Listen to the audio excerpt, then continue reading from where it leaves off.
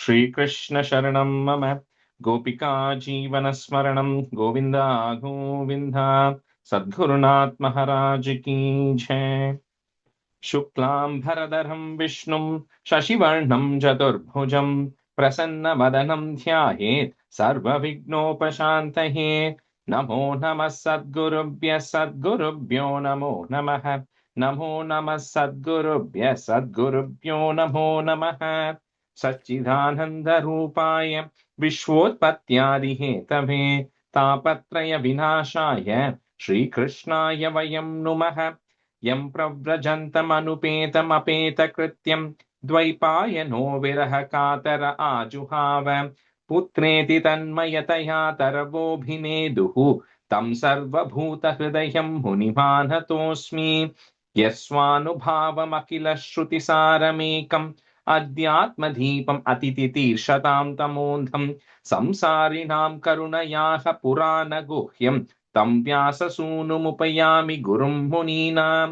योगीन्द्राय नमस्तस्मै शुकाय ब्रह्मरूपिणे संसारसर्पदष्टं यो विष्णुरातममुमुचत कालव्यालमुखग्रास त्रासनिर्नाशहेतवे श्रीमद्भागवतं शास्त्रं कलौकीरेण भाषितम् एतस्मादपरं किञ्चित् मनःशुद्ध्यै न विद्यते जन्मान्तरे भवेत् पुण्यं तदा भागवतं लभेत्। ज्ञानवैराग्यसम्पूर्णान् हरिभक्तिपरायणान् पूर्वाचार्यातहं वन्दे सम्प्रदायप्रवर्तकान्। भगवन्नाम साम्राज्य लक्ष्मी सर्वस्व विग्रहं श्रीमद्बोधेन्द्र योगीन्द्र देशिकेन्द्रम् उपास्महे। कलिकालोचितं धर्मं नाम संकीर्तनात्मकं निर्णेतुमवतीर्णं तं प्रेमिकं सद्गुरुं भजे। हरे रामेति कृष्णेति नाम संकीर्तनं सदा लोकक्षेमाय कुर्वन्तं प्रेमिकं सद्गुरुं भजे। जन्माद्यस्य यतोऽन्वयादितरतश्चार्तेष्वभिज्ञस्वराट् तेने ब्रह्महृदाय आदिकवये मुह्यन्ति यत्सूरयः। तेजो वारिमृदां यथा विनिमयो यत्र त्रिसर्गो मृषा धाम्ना स्वेन सदा निरस्तकुहकं सत्यं परं धीमहि। धर्मः प्रोज्झितकैतवोऽत्र परमो निर्मत्सराणां सतां वेद्यं वास्तवमत्र वस्तु शिवदं तापत्रयोन्मूलनम्। श्रीमद्भागवते महामुनिकृते किं वा परैरीश्वरः सद्यो हृद्यवरुध्यतेऽत्र कृतिभिः शुश्रूषिभिस्तक्षणात्। निगमकल्पतरोर्गलितं फलं शुकमुखात् अमृतद्रवसंयुतं पिबत भागवतं रसमालयं मुहुरहो रसिका भुवि भावुकाः। नारायणं नमस्कृत्य नरं चैव नरोत्तमं देवीं सरस्वतीं व्यासं ततो जयमुदीरयेत्। श्रीमद्भागवताख्योऽयं प्रत्यक्षः कृष्ण एव हि स्वीकृतोऽसि मया नाथ मुक्त्यर्थं भवसागरे। मनोरथो मदीयोऽयं सफलः सर्वदा त्वया निर्विघ्नेनैव कर्तव्यो दासोऽहं तव केशव। श्रीहरे नमः श्रीहरे नमः श्रीहरे नमः। गोपिका जीवनस्मरणं गोविन्द गोविन्द सद्गुरुनाथ महाराज की जय। Good morning, everyone. Okay. I didn't have time to fly. I wasn't sure who all were going to join today, so I didn't know who I was going to pick. So I'll just do a little bit real time. So Srividya, you can be a student, and Vasu, you can be a student first half. So since we Which covered a lot Srividya, of the Rajesh? meaning, huh? Which Srividya? Oh, Srividya Sriram, sorry. Oh, thank you. Since we covered a lot of the meaning last time, we'll directly jump into 49. There's still some more left of 26th chapter that I'll kind of say along the way. Okay. So we'll start with stanza 49. Parasya drishyate dharmo, comma, ह्यपरस्मिन् समन्वयात् अतो विशेषो भावानां, comma, भूमावेवोपलक्ष्यते। परस्य दृश्यते धर्मो ह्यपरस्मिन् समन्वयात् अतो विशेषो भावानां भूमावेवोपलक्ष्यते परस्य दृश्यते धर्मो ह्यपरस्मिन् समन्वयात् अतो विशेषो भावानां भूमावेवोपलक्ष्यते परस्य दृश्यते धर्मो ह्यपरस्मिन् समन्वयात् अतो विशेषो भावानां भूमावेवोपलक्ष्यते एतान्यसंहत्य ராஜஸ்ரீ ஒரே ஒரு இது அந்த இடத்துல பரஸ்ய திருஷ்யத்தே தர்மோ ஹீன் Ama, அப்பரஸ்மின் and the he and a becomes a hya. I don't know why they have separated it in your book. And the he and a becomes hya. Okay, so hya parasmin. Okay thank you Etanya samhatya. That's one word. Yada, comma, mahadadini sapta vai kala karma gunopeto, comma, jagadadhir. You can break at that ru there. Jagadadhir upavishat. एतान्य संहत्य यदा महदादीनि सप्त वै कालकर्म गुणोपेतो जगदादिरुपाविशत् एतान्यः संहत्य यदा महदादीनि सप्त वै कालकर्मगुणोपेतो जगदादिरुपाविशत् एतान्य संहत्य यथा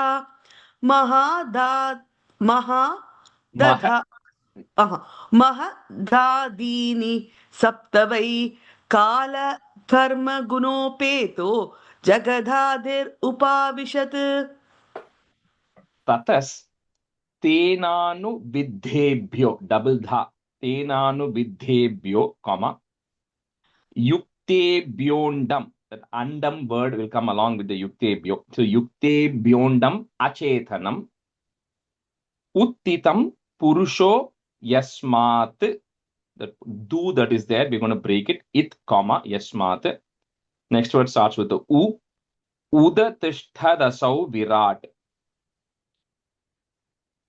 ततस्तेनानुविद्धेभ्यो युक्तेभ्योऽण्डम् अचेतनम् उत्थितं पुरुषो यस्मात् उदतिष्ठदसौ विराट् ततस्तेनानुविद्धेभ्यो युक्तेभ्यो कण्डम् अचेतनम् युक्तेभ्यो and the word and the andam you don't have to say it separately join with it so युक्तेभ्योऽण्डम् andam युक्तेभ्योऽण्डम् अचेतनम् उत्थितं पुरुषो यस्मात् उततिष्ठत्तौ विराट् दसौ विराट् ततस्तेनानुविद्धेभ्यो युक्तेभ्योऽण्डम् अचेतनम् उत्थितं पुरुषो यस्मात्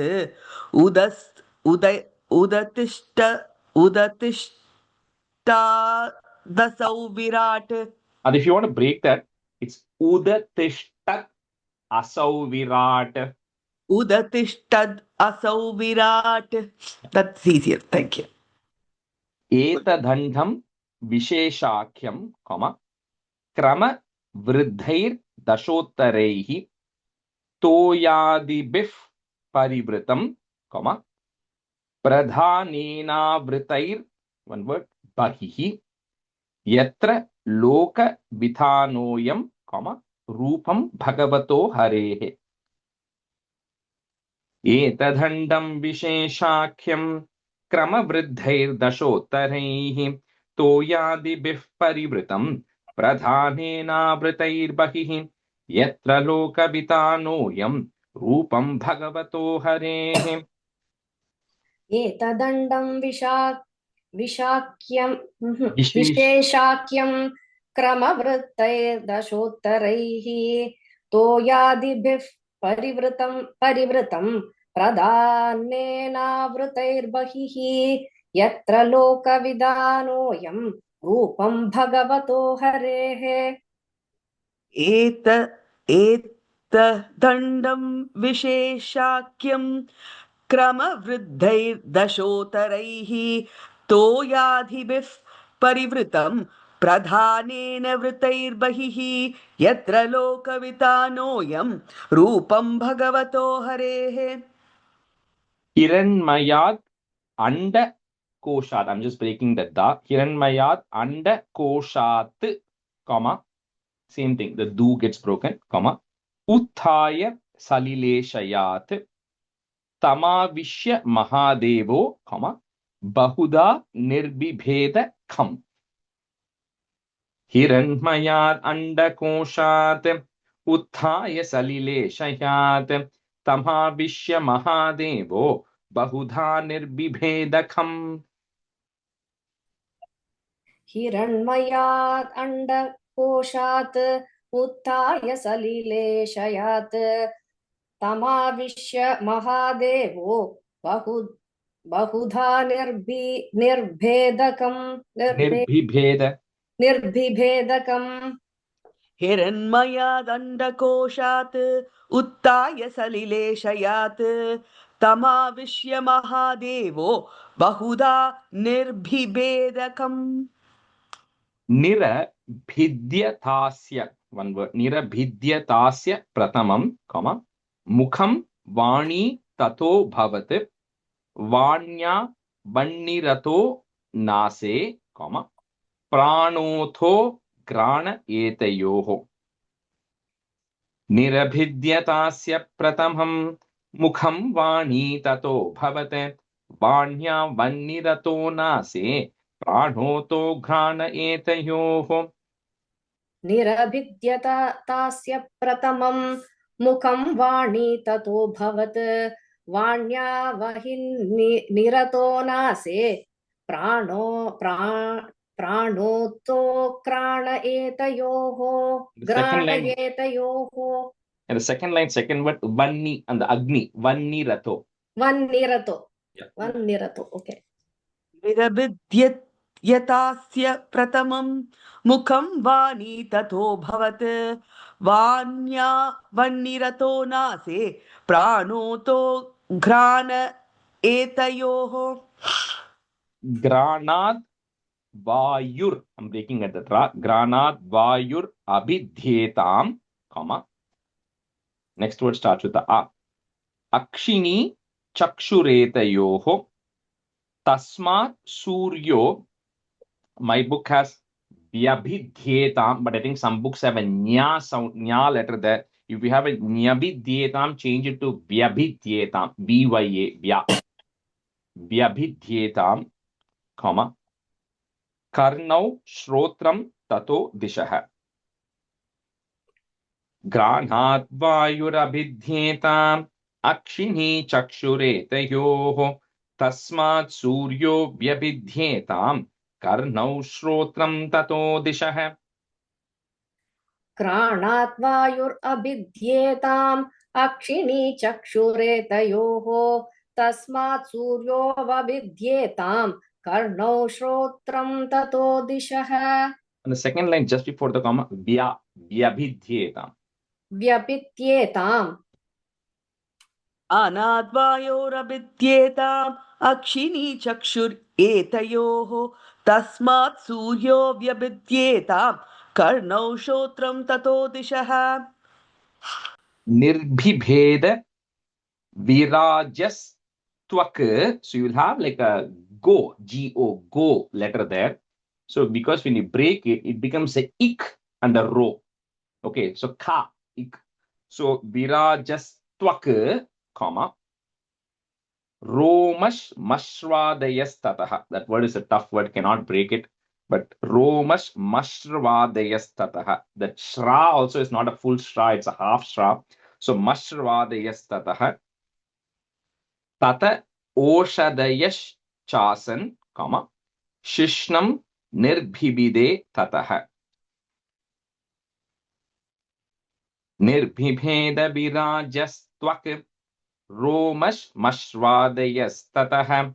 Tata Oshadayaschasan Shishnam Nirbhibide Tataha. निर्बिभेद विराजस्त्वक् रोमश्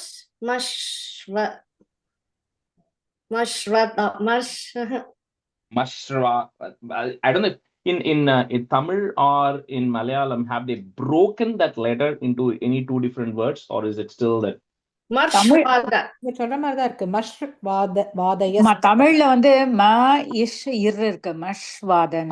அதான் சான்ஸ்கிரிட்ல அப்படிதான் இருக்கு. அந்த ஷ்ரா இருக்கு. So mashvadayastataha. அந்த ish and ir have to kind of come together. ஆமா, அது இஷ் இர் ரெண்டு இருக்கு, ரெண்டு வார்த்தை இருக்கு. निर्बिभेद विराजस्त्वक् रोमस्मर्श्वादयस्ततः तत ओषधयश्चासन् शिश्नं निर्बिभेदतः. Yeah, you got it this time. निर्भिभेद विराजस्त्वक् रोमश्मश्वाद यस्ततः ततोषधयश्चासन् शिश्नं निर्भिभिधे ततः. Rajesh, one doubt. It's Yeah. Aushadha or Oshadha? Oshadayash. Oshadha. Okay, thank you. Retas tasmadapa asan. You get double na is coming there. Big first na asan, comma. Nirabhidyata vaigudam. Gudadapano panacha. So the word you can break it is the second da gudad. You can break it into it. Gudad apano panacha, comma. Mrityur loka bhayankaraha. Retastasmadapa asan nirabhidyata vaigudam gudadapanopanācha mrityurloka bhayankaraha. रेतस्तस्मादापस आसन् निर्भिद्यत वैगुतं कुदात् आपानोपानाश्च मृत्युर्लोकभयङ्करः. Second line, gudat apanopanācha. कुदात् पानाश्च रेतस्तस्माद् आप आसन् निरभिद्यत वैगुडं गुडात् गुडात् अपानोपानाश्च मृत्युर्लोकभयङ्करः. Hastau cha nirabhidyetam, comma. Balam tabhyam tataswarat. Padau cha nirabhidyetam. Gatis tabhyam tato harihi. Hastau cha nirabhidyetam. Balam tabhyam tataswarat. Padau cha nirabhidyetam. Gatis tabhyam tato harihi. हस्तौ च निरभिद्येतां बलं ताभ्यां ततस्वराट् पादौ च निरभिद्येतां गतिस्ताभ्यां ततो हरिः. तौ च निरभिद्येतां बलं ताभ्यां ततस्वराट् पादौ च निरभिद्येतां गतिस्ताभ्यां ततो हरिः. नाड्योस्य निरभिद्यन्त, comma. ताभ्यो लोहितम आभृतम नद्यस ततस समभवन्. You have double na and the u was breaking into in samabhavan, comma. Udaram nirabhidyata. Nadhyosya nirabhidyanta tabhyo lohitam abhritam nadyas tatas samabhavan udaram nirabhidyata.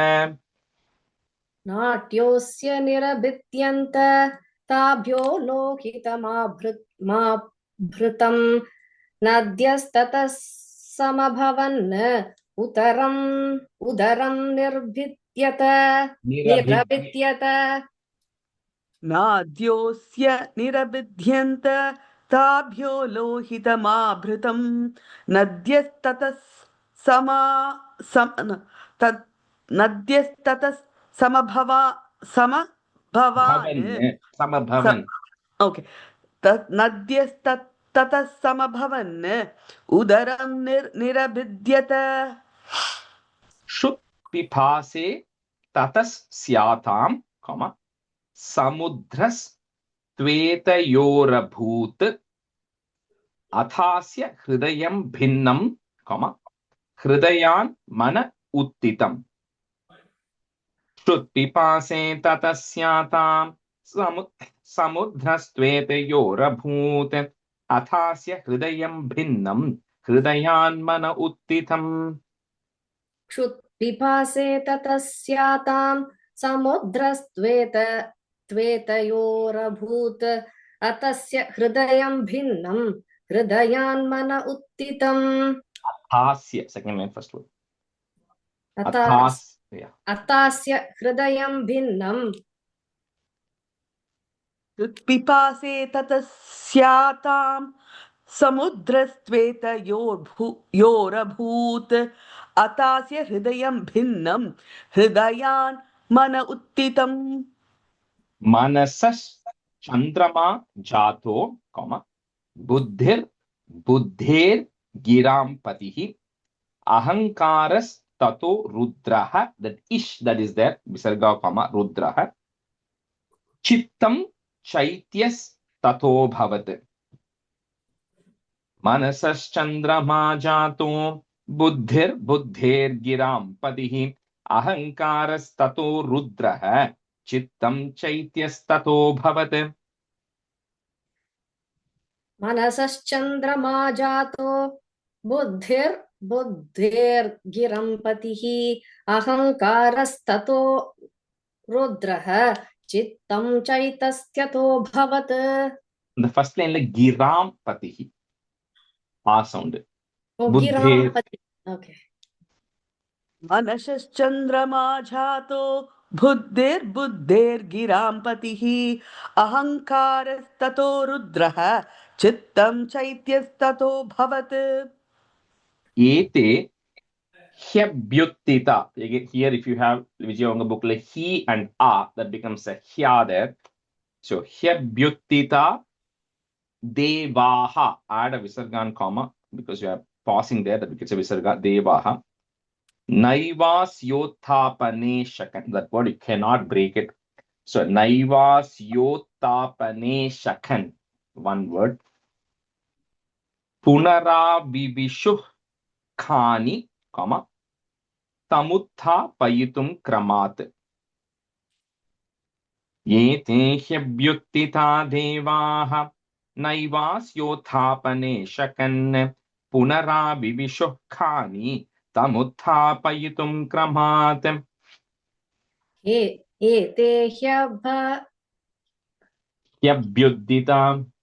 एते ह्यभ्युत्थिता देवाः नैवास्योत्थापने शकन् पुनराविविशुः कानि तमुत्थापयितुं क्रमात्.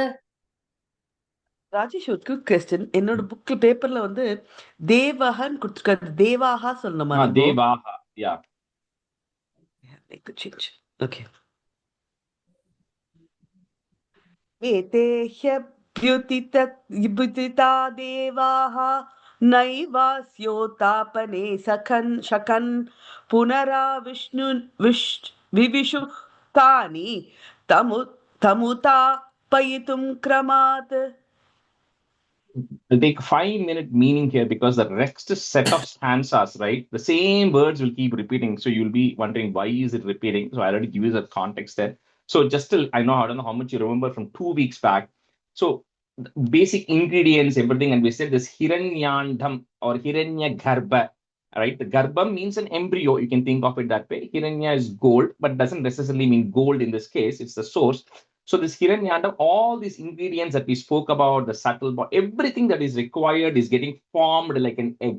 The ultimate, everything that is there in the universe is shaped like an egg. Doesn't mean it is an egg shell around it, right? It's got various layers, but not a physical thing like that, but it is shaped like that, right? Everything put together.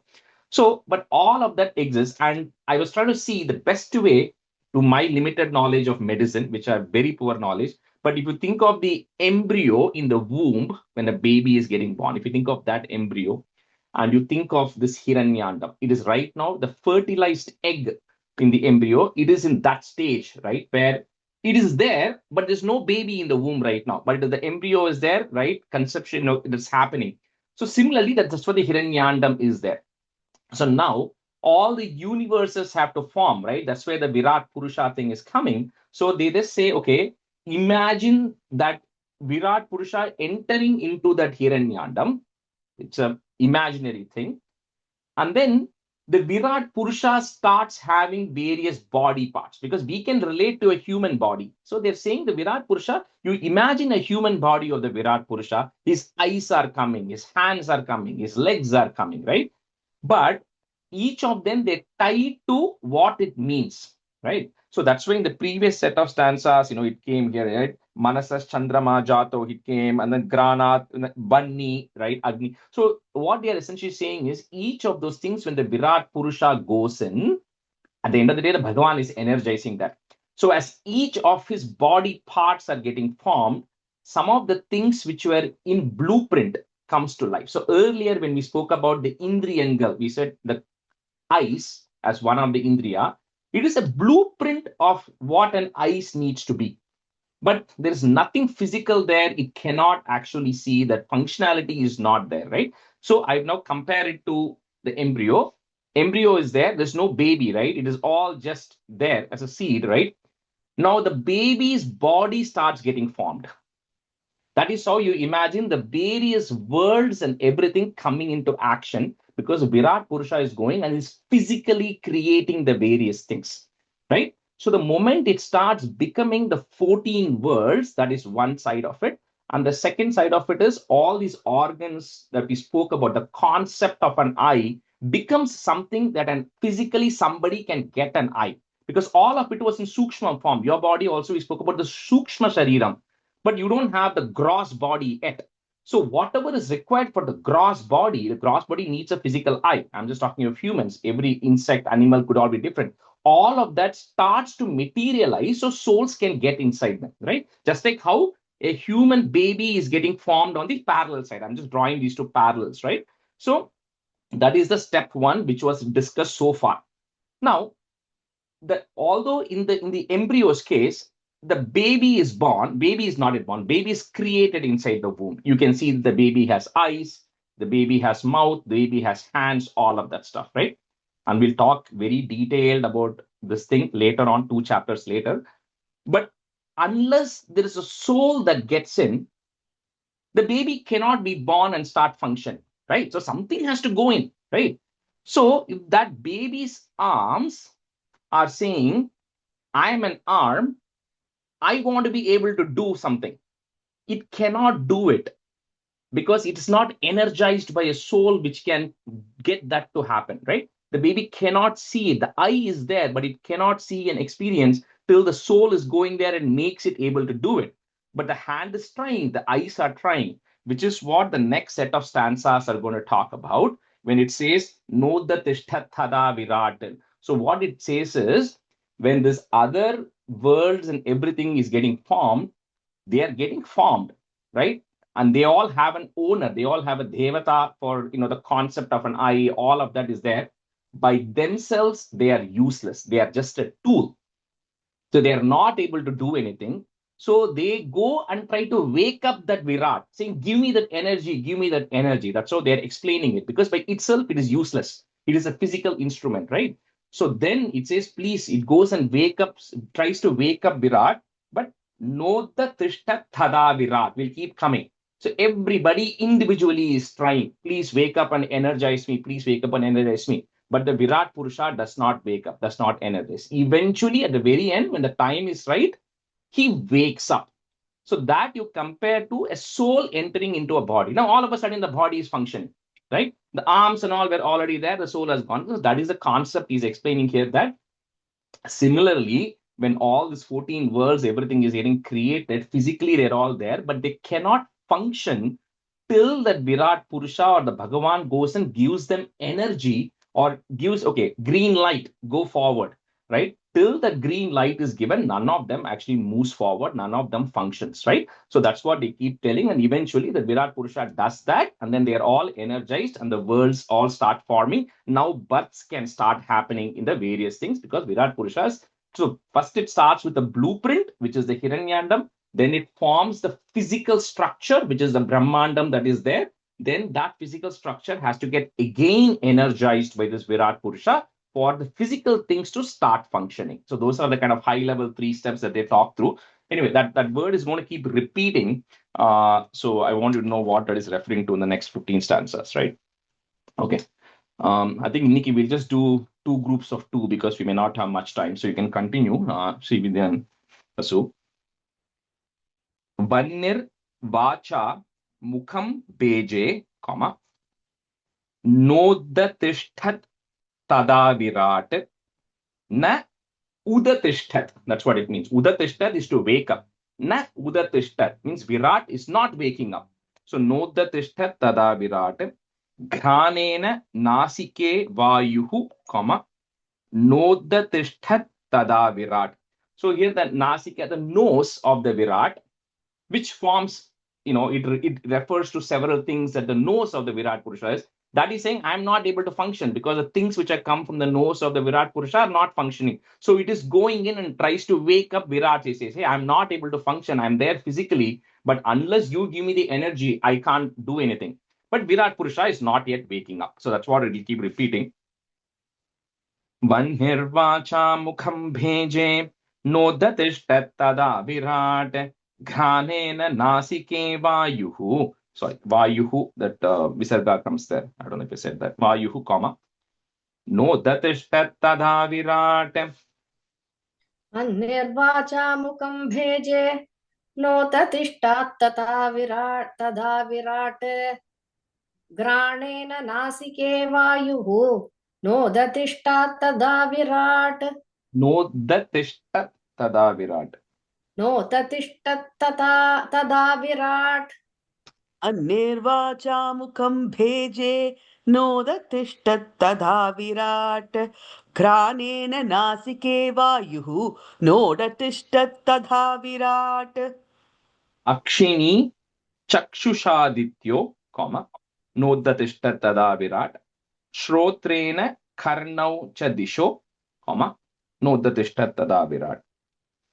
Akshinhi chakshushadityo nodadishtat tada virat. Shrotrena karnau cha disho nodadishtat tada virat.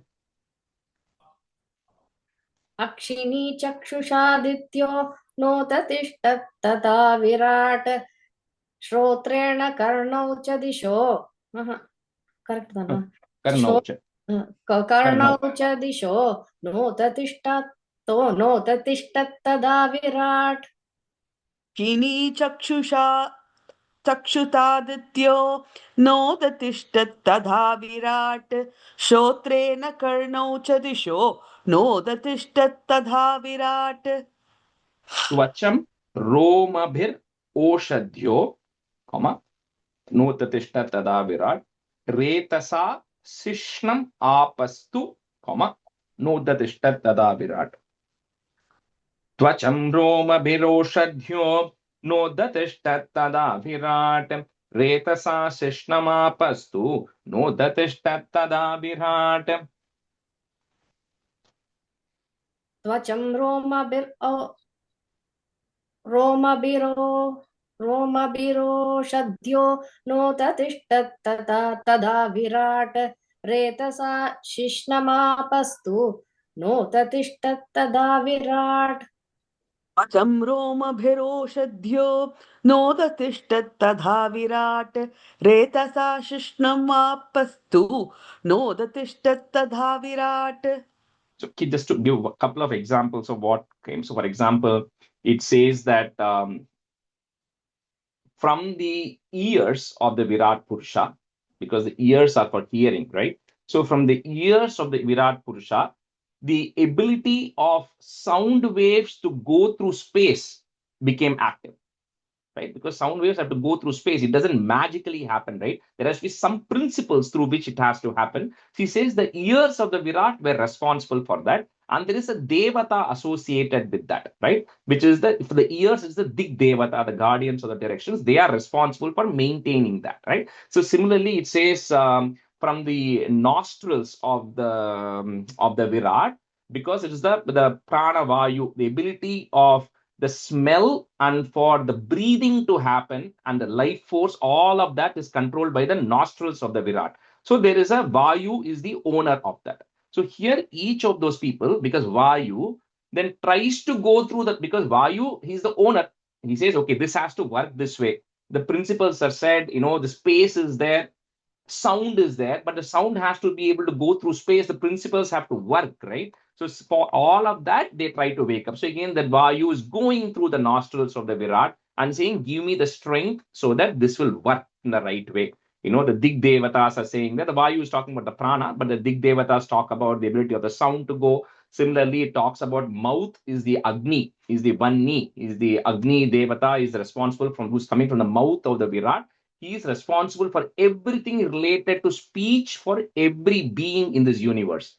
So the capabilities of the speech are there, but the speech has to happen.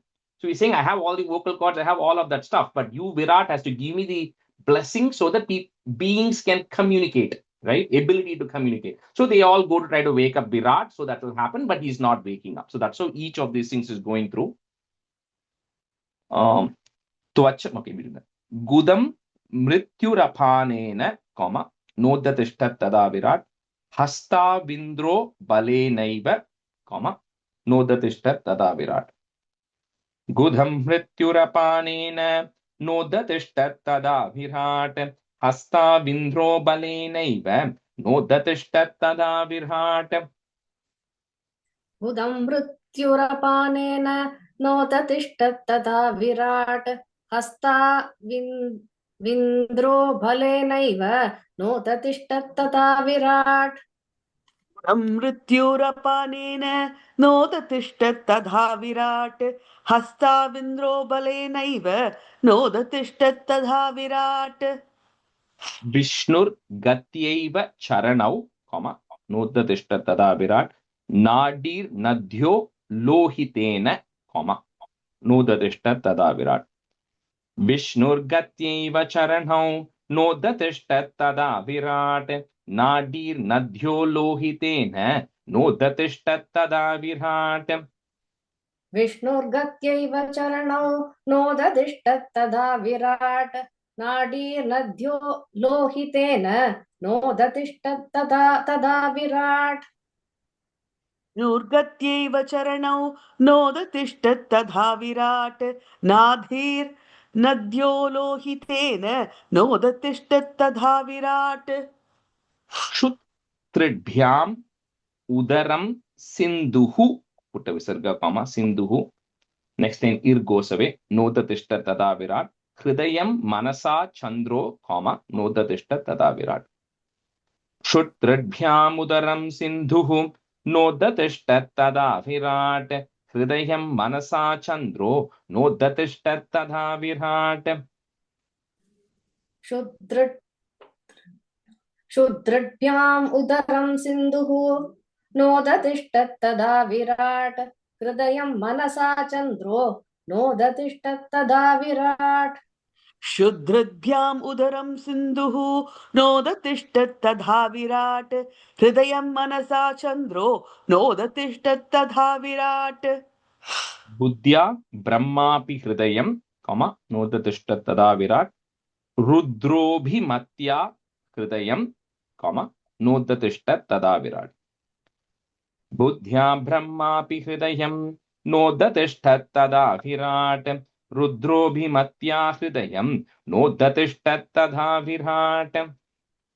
बुद्ध्या ब्रह्मापि हृदयं नोदतिष्ठत्तदा विराट् रुद्रोऽभिमद्या हृदयं नोदतिष्ठत्तदा विराट् ராஜேஷ் அது வந்து மத்தியா ஹிருதயமா மத்தியா ஹிருதயமா Matya, Rudrobhimatya.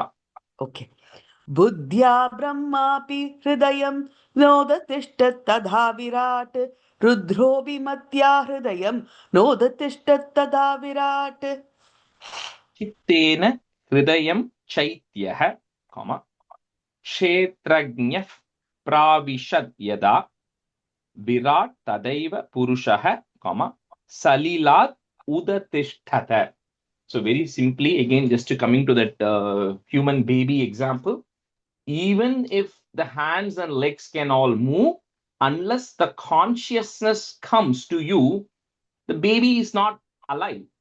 right? The baby, things are not going to move. The consciousness has to finally come in. That's what comes in last. That's what is happening. So when all these things, when the deity which manages the consciousness of everything in this world, when that deity tried to wake up Virat Purusha finally woke up, and then everything became active. It's just what I think the baby analogy is extremely, parallel thing. It works. Everything will get formed, but by itself, it can do nothing until a soul enters and there's a consciousness within that body. That's what is happening. And then it can become an active baby, which can be born, right? So, same thing here. So, finally, the Virat Purusha wakes up here. But Rajesh, I have a question. Where does the consciousness actually come from?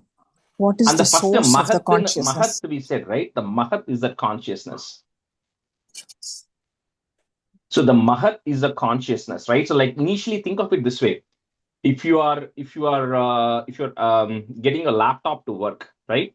Initially you have all the blueprint of all the hardware required, all the software required. That you have the initial blueprint. That's the step number one.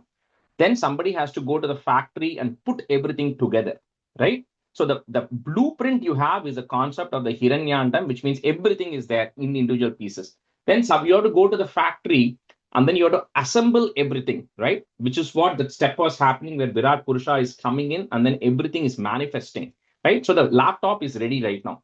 The laptop is loaded with all the hardware and all the software, but it needs electricity to go through it and trigger it and turn it on, right?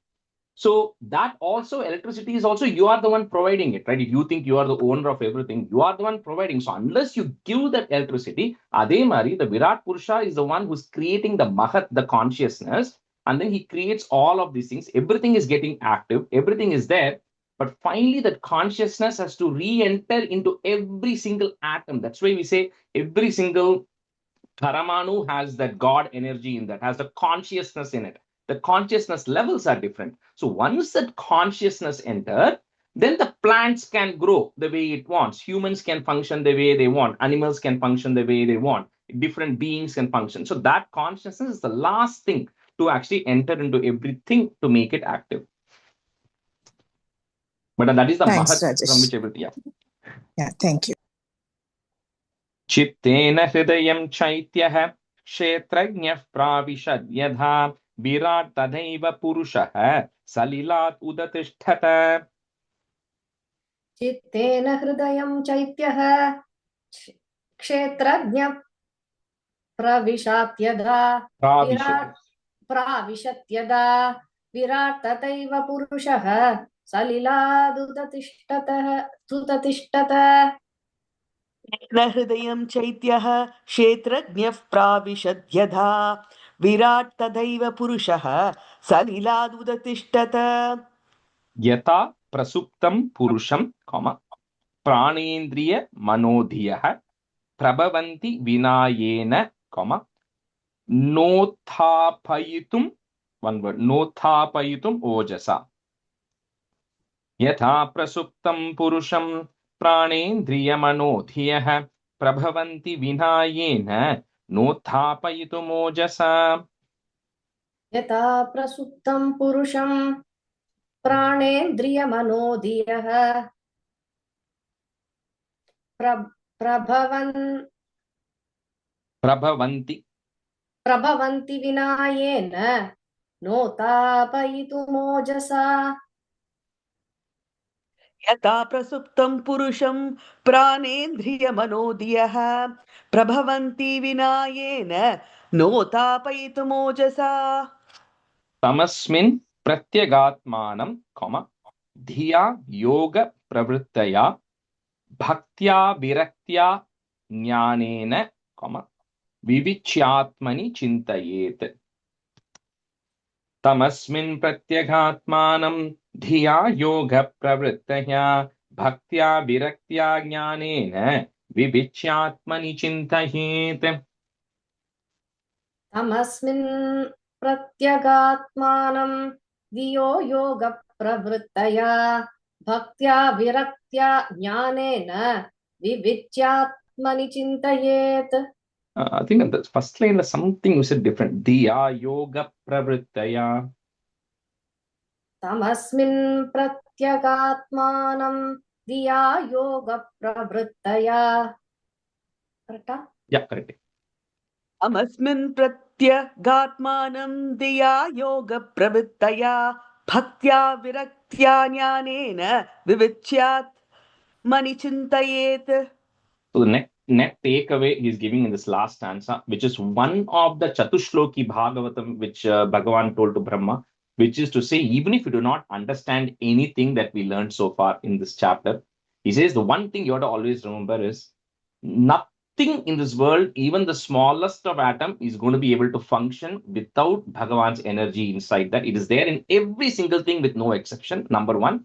And number two, that Bhagavan who is there in every single atom is actually outside of it as well, right? Because he's not just inside everything, he's also outside and beyond all of this thing. That's why when he saw when all of that Purusha, Mahat, everything was getting formed, that Purusha is still there outside of it, but he's also there inside of every single thing. So that is a net takeaway from this, even if you do not understand the process of that, right?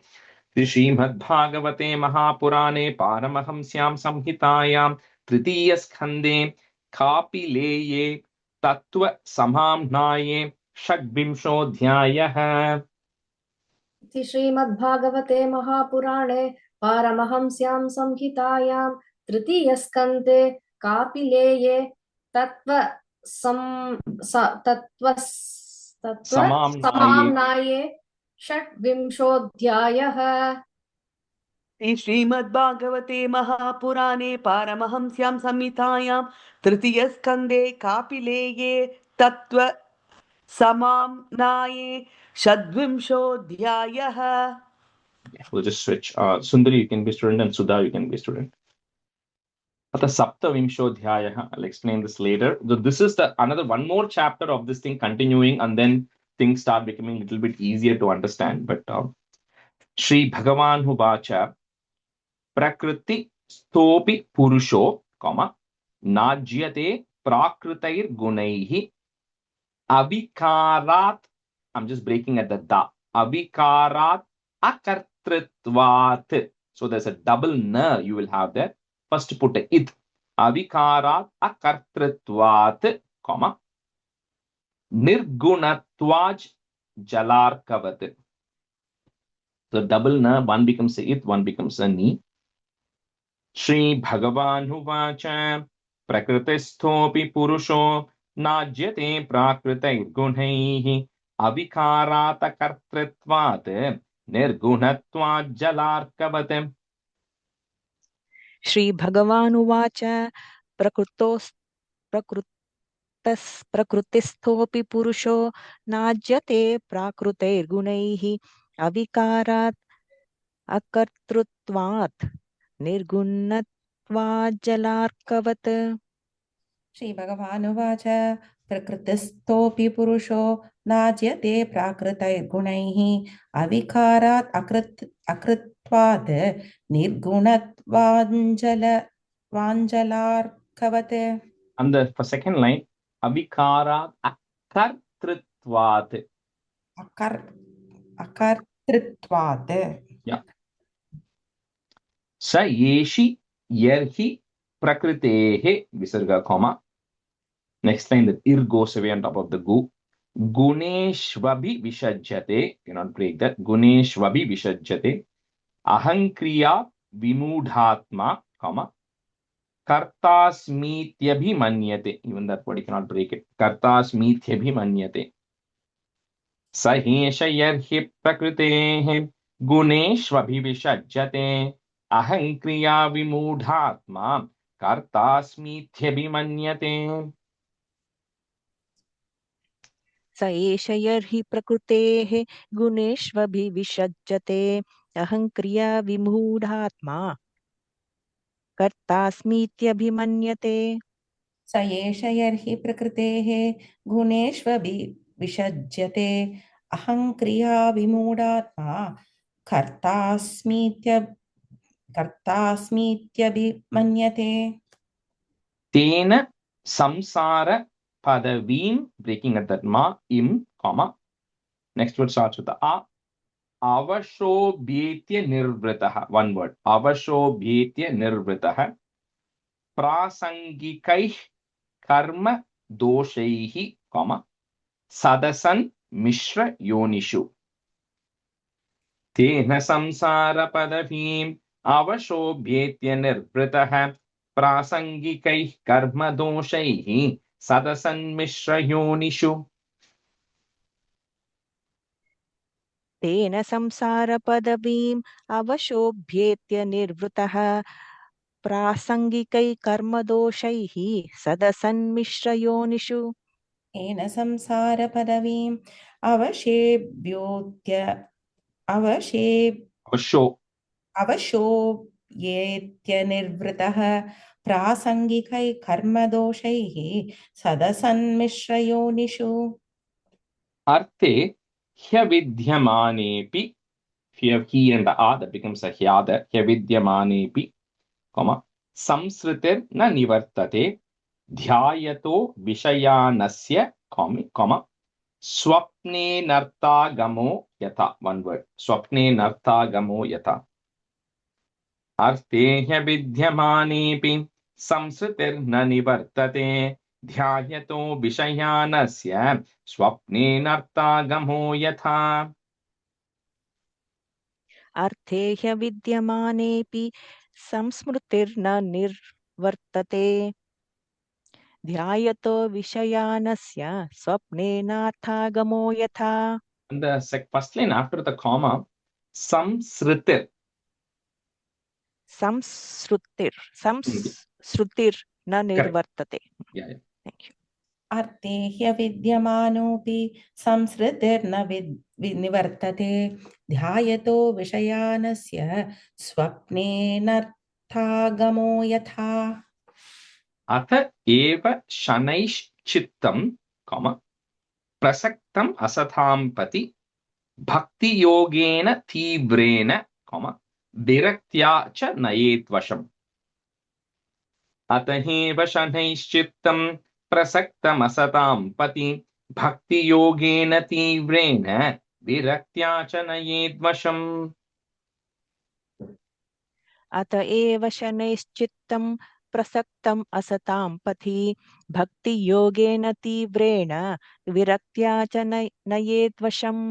अत एव शनैश्चित्तं प्रसक्तमसतां पथि भक्तियोगेन तीव्रेण विरक्त्या च नयेद्वशम्. यमादिभिर्योगपथैः विसर्गा comma instead of the ra अभ्यसन् next word अभ्यसन् श्रद्धयान्वितः मयि भावेन सत्येन मत् कथा श्रवणेन च यमादिभिर्योगपतैः अभ्यसन् श्रद्धयान्वितः मयि भावेन सत्येन मत् कथा श्रवणेन च यमादिभिर्योगपथैः अभ्यसन् श्रद्धयान्वितः मयि भावेन सत्येन मत्कथाश्रवणेन च. यमादिभिर्योगपथैः अभ्यसन् श्रद्धयान्वितः मयि भावेन सत्येन मत्कथाश्रवणेन च. सर्वभूतसमत्वेन निर्वैरेणा प्रसंगतः one long word निर्वैरेणा प्रसंगतः ब्रह्मचर्येण मौनेन स्वधर्मेण बलीयसा सर्वभूतसमत्वेन निर्वैरेणा प्रसंगतः ब्रह्मचर्येण मौनेन स्वधर्मेण बलीयसा सर्वभूतसमत्वेन निर्वैरेण प्रसंगतः ब्रह्मचर्येण मौनेन स्वधर्मेण बलीयसा सर्वभूतसमत्वेन निर्वैरेण प्रसंगतः ब्रह्मचर्येण मौनेन स्वधर्मेण बलीयसा यदृच्छयोपलब्धेन सन्तुष्टो मित भुङ्मुनिः विविक्त शरणः शान्तो मैत्रः करुण आत्मवान् यदृच्छयोपलब्धेन सन्तुष्टो मित भुङ्मुनिः विविक्त शरणः शान्तो मैत्रः करुण आत्मवान् यदृच्छयोपलब्धेन सन्तुष्टो मितभुङ्मुनिः വ്യാസ विविक्तशरणः ഭഗവാൻ കടന്നു വരികയാണ്. sorry विविक्तशरणः शान्तो मैत्रः करुण आत्मवान् दृच्छयोपलब्धेन सन्तुष्टो मितभुङ्मुनिः विविक्तशरणः शान्तो मैत्रः करुण आत्मवान्.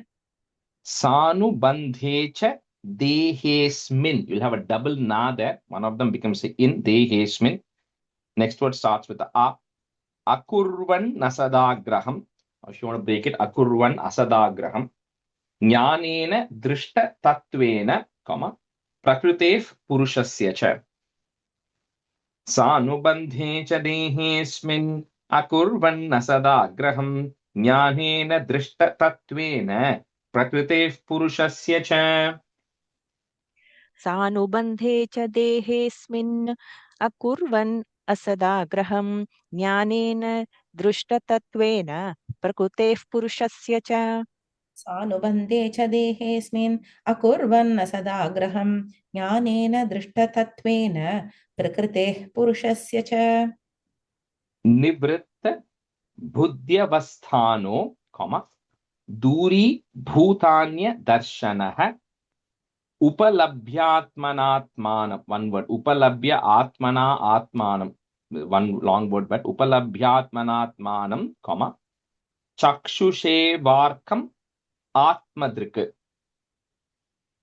निवृत्त बुद्ध्यवस्थानो दूरी भूतान्य दर्शनः उपलभ्यात्मनात्मानं चक्षुषेवार्कमात्मदृक्.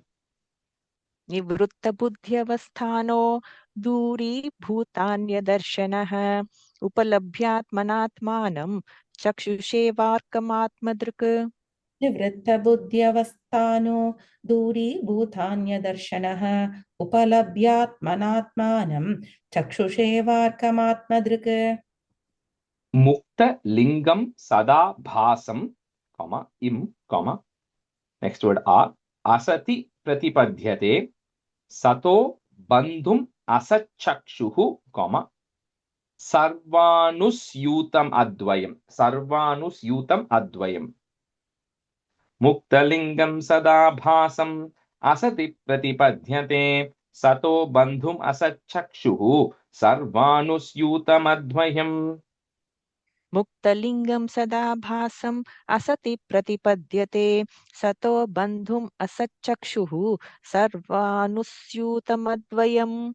मुक्तलिङ्गं सदा भासम् असति प्रतिपद्यते सतो बन्धुम् असच्चक्षुः सर्वानुस्यूतमद्वयम्. यथा जलस्थ आभासः, स्थलस्तेनावदृश्यते स्वाभासेन तथा सूर्यो, जलस्तेन दिवि स्थितः. यथा जलस्थ आभासः स्थलस्तेनावदृश्यते स्वाभासेन तथा सूर्यो जलस्थेन दिवि स्थितः. यथा जलस्थ आभासः स्थलस्थेनावदृश्यते स्वाभासेन तथा सूर्यो जलस्थेन दिवि स्थितः. यथा जलस्थ आभासः स्थलस्तेनावदृश्यते स्वाभासेन तथा सूर्यो जलस्तेन दिवि स्थितः. एवं त्रिवृत् अहंकारो, त्रिवृत् अहंकारो together if you want, or त्रिवृत् अहंकारो, भूतेन्द्रिय मनोमयैः स्वाभासै. My book had swabhasai. If you have swabhasai, change it to स्वाभासैर् लक्षितोनेन, सदा भासेन सत्यदृक्. एवं त्रिवृद्धहंकारो भूतेन्द्रियमनोमयैः स्वाभासैर्लक्षितोनेन सदा भासेन सत्यदृक्.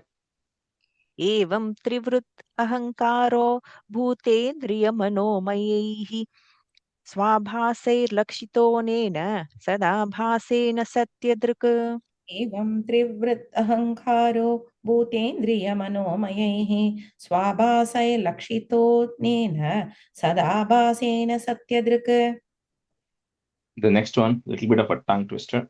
Bhuta Sukshmendriya Mano, and then you have to put a plus there. That whole one will come together. Buddhyadishviha. Okay, it's Buddhi Adishu Iha. 3 different words there. Buddhyadishviha Nidraya. So that line is together. Lineshvasati yastatra, vinidro nirahankriyaha. Bhuta sukshmendriya mano buddhya dishviha nidraya. Lineshvasati yastatra, vinidro nirahankriyaha. भूतसूक्ष्मेन्द्रियमनोबुद्ध्यात्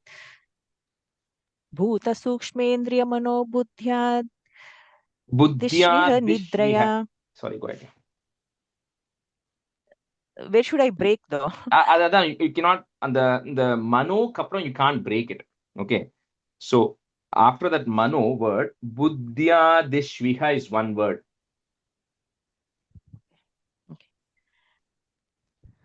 भूतसूक्ष्मेन्द्रियमनोबुद्ध्या दिश्विह निद्रया लीनेष्वसति यस्तत्र विनिद्रो निरहङ्क्रियः. भूतसूक्ष्मेन्द्रियमनो बुद्ध्या दिश्विह निद्रया लीनेष्वसति यस्तत्र विनिद्रो निरहङ्क्रियः. Sundari, since you are learning Sanskrit, right? And the word, it's like essentially buddhi, adi, adishu. Okay. Buddhi, adishu, iha. 3 words anga. Okay. Manyamanas tadhatmanam. That ma becomes im tadhatmanam. Next word, anashto nashtavanmrisha. Nashte hankarane drashta, nashta vitta ivaturaha. Manyamanas-tadhatmanam anashto nashtavanmrisha. Nashte hankarane drashta nashta vitta ivaturaha. मन्यमानस्तदात्मानम् अनष्टो नष्टवन्मृषा नष्टेऽहङ्करणे द्रष्टा नष्टवित्त इवातुरः. मन्यमानस्तदात्मानम् अनष्टो नष्टवन्मृषा नष्टेऽहङ्करणे द्रष्टा नष्टवित्त इवातुरः. Evam pratyava mrishyasau. So that va that is there, we're going to break it. Pratyava mrishyasau, atmanam pratipadhyate. Sahankarasya dravyasya, yovasthanam anugrahaha. Evam pratyava mrishyasau atmanam pratipadhyate. Sahankarasya dravyasya yovasthanam anugrahaha. एवं प्रत्यवमृष्यासौ आत्मानं प्रतिपद्यते साहङ्कारस्य द्रव्यस्य योऽवस्थानम् अनुग्रहः. एवं प्रत्यवमृष्यासौ आत्मानं प्रतिपद्यते साहङ्कारस्य द्रव्यस्य योऽवस्थानमनुग्रहः. We'll pause here. Maybe next 10 minutes we'll just take to say the meaning up to this point, because then Devahuti is going to ask a few more questions which will take a slightly different direction. So here Kapila is continuing, especially Bhagavanu Vacha, he's continuing. Initially he talks a little bit. Now it's okay to not understand, right? Because it's not easy, it's complicated. Because if we understood everything, we'd all be liberated here, right? And the entanglement of the soul. So the example Kapila gives Devahuti is to say, if you look at the sun outside, the sun is shining brightly. You look at the sun, when the reflection of the sun falls on the water in a river or a pond, when the water in the pond flickers, it looks like the sun is flickering, but the sun is really not flickering, right? The sun is steady upstairs. And similarly, when there is the water gets muddy, it looks like the sun is dirty. So somebody who's perceiving, so he says the soul is like the sun, and your body is the water example here, the comparison. If you are looking at the water, you will say the sun is flickering or the sun is dirty, because you are not looking at the main sun. So he says similarly, when you look at your body, you will think that is you. because you are not looking at the source, you are not looking at the soul, because that soul is like the sun, it is completely independent of this body.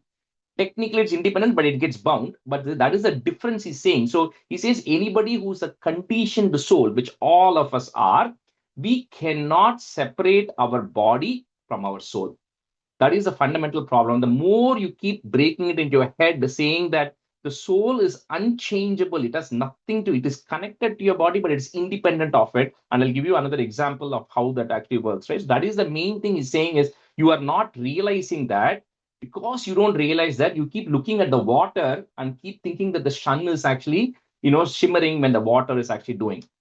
And then he takes this soul based on all the gunas. We all have a combination of sattvam, rajas, and tamo gunas in all of us. We all do so many karmic activities. He says, so that subtle body of the soul, we said, so all these karmic activities that you are doing, plus what desire and passion that you are building on, that all becomes imprints. That's a layer which is covering the soul, and that will decide whether the soul ascends, which means it takes a next birth as in a much more higher level, like a deva or sage or something, or if it is high rajogunam, you will take birth as a human again, which is desire. And if you have more tamo more ignorance and anger and everything, you will take birth as a lower species. He says that is so, but he says the important thing he says is the soul itself cannot just migrate, right? Because the soul itself is pure.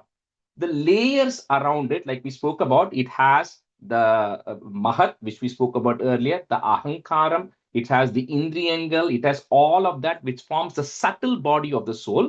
So he says when you depart, that subtle body of the soul, based on every covering that it has, will lift the soul and take it to a different birth, different of these layers. The soul itself cannot go anywhere, right? The soul always needs a carrier, and that carrier is everything that we discussed in the previous class, including your karmas, including your vasanas, including your desires and all of that. That is going to decide where the soul is going to go next, right? So and the example is, if you are sitting in an Uber, a self-driving car that you're going in, you are like a passenger, right? The soul is like the passenger. You are not driving the car. The car is driving on its own. You are observing what's happening in the car.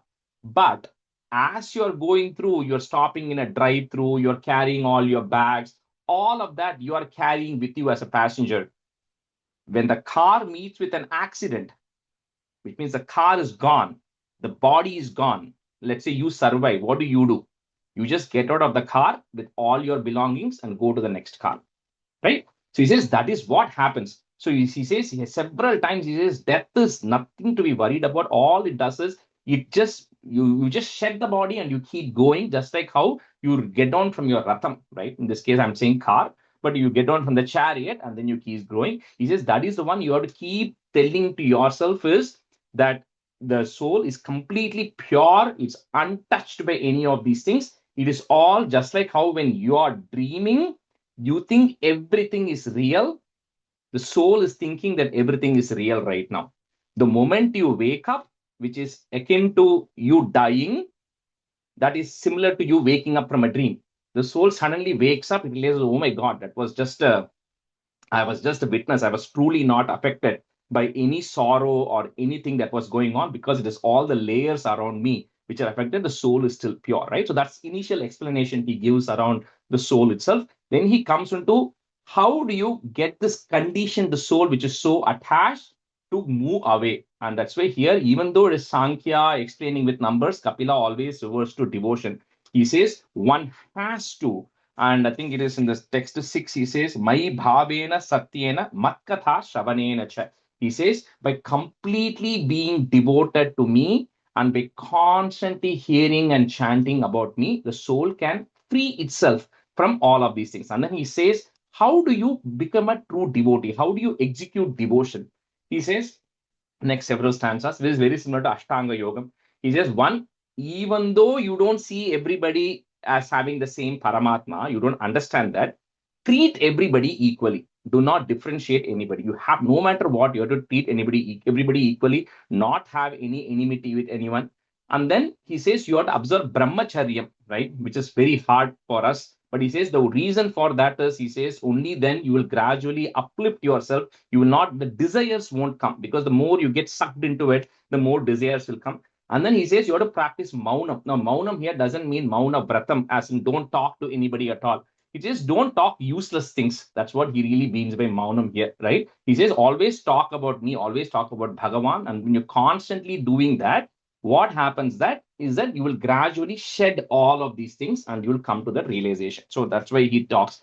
And then which is something which came in Kapilopakhyanam, when he says don't do anything bad, don't do anything. All he says is even the way you make money, he says make it in a right way. Don't cheat people, don't trick people, and all of that, because all of that builds bad karma, right? And eating more than what is needed. So he gives a list of those things, right? What is there, and all of that, how it actually creates extra karma and everything for anyone. And then he gives one other thing here before we wrap up today's class, right? So it says that when everything we all do is for sense enjoyment. He says there's no exception, because if you're not doing it for your sense enjoyment, he says you're already liberated. He says even the greatest of the patriot who says I am doing all this for my country, right? He says that patriot, not maybe exceptions are there. He says majority of them are doing it for their own sense satisfaction, because they feel good when their country is being helped out or being protected, right? But he says it is really nothing. The soul doesn't care about the country and all of that stuff, right? So he says anybody who's, if a teacher, even applies to me also, if anybody is doing it because they feel good doing it, or they're expecting something in return doing it, then he says that's not a true devotee, because you're always attaching something to your senses. The moment you don't attach anything to your senses, he says, then that's a true devotee. That's how he's defining the concept of a true devotee, even a true patriot. If a true patriot says, oh, I am doing it because I feel happy when my country wins, he says, now you're no longer a true patriot, because you're attaching happiness, which is a sensory enjoyment, to an outcome. The moment that sense is getting attached, that means you're not truly committed to it. You're only doing it to fuel your senses, right? To make yourself happy, right? And every single thing we do, and I gave one more example one last time, right? To say that, we say, I love my wife more, my husband more, my children more. It is only to satisfy ourselves, because if that same person was not our child, we wouldn't love them as much. So we only love them because they are our child. If that same person was somebody else's child, will we love them equally? No, right? So it is all, ultimately, it comes to relating to you. So the biggest person we all love is ourselves, to make us happy.